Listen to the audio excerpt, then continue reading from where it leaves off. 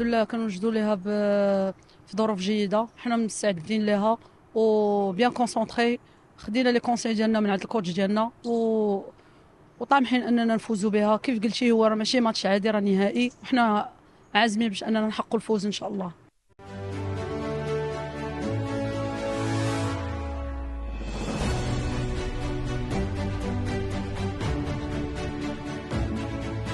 هو معنا اليوم عندنا الحصه الاخرى ان شاء الله، الماتش ديال غدا اللي هو بالنسبه لنا فينال.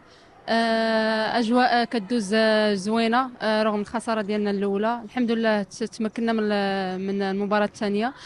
غدا ان شاء الله عندنا فينال اللي غيأهلنا للربع النهائي، وان شاء الله غدا غنديروا اللي علينا وحنا كنوجدوا لهذا الماتش ان شاء الله، باش نكونوا مركزين فيه ونعطيو اللي عندنا. نفرحوا ان شاء الله المغاربه ديالنا، ونفرحوا كاملين، ونفرحوا المدرب ديالنا ان شاء الله، ونفرحوا حتى والدينا.